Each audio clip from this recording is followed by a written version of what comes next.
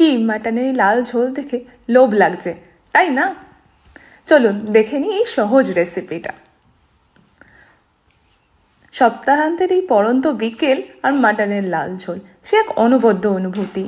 প্রথমেই সর্ষের তেলটা গরম করে তার মধ্যে দিয়ে দেব কিছু গোটা গরম মশলা, তেজপাতা, শুকনো লঙ্কা, এলাচ, লবঙ্গ আর দারচিনি।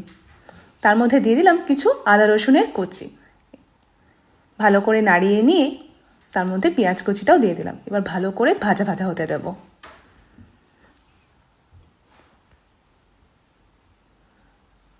এর মধ্যেই আদা রসুনের পেস্টটাও আমরা দিয়ে দিলাম। এবার ভালো করে কষিয়ে নেব।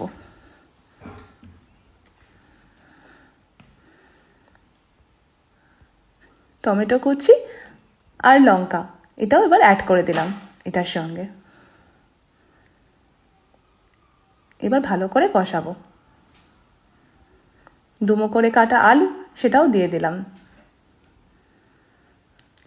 ভালো করে মিশিয়ে নেব।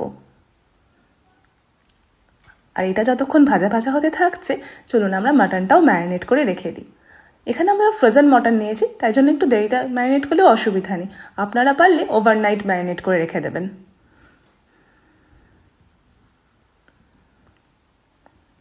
আর এই মাটন ম্যারিনেশনের জন্য লাগছে জল ঝরানো টক দই,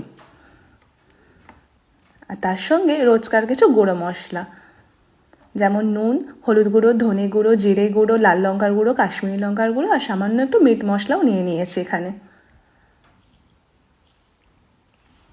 এক এক করে এগুলো দিয়ে দিলাম মাটনের সঙ্গে।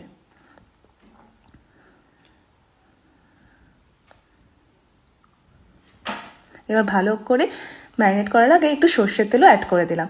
এবার ভালো করে মিশিয়ে নেব। দিয়ে দিলাম মাটনগুলো, এবার একসঙ্গে ভালো করে কষে নেব।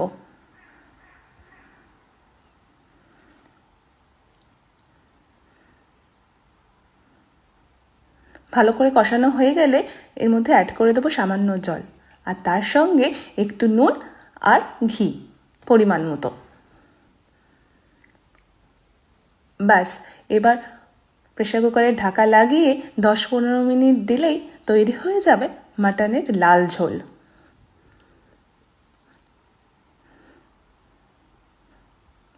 বেশ সহজ, তাই না? এই মাটন কিন্তু শুধু একটা রেসিপি নয়, এটা বাঙালির ইমোশনও। ব্যাস, তৈরি হয়ে গেল আমাদের মাটনের লাল ঝোল। এবার গরম ভাতে মেখে খেলেই কি স্বাদ!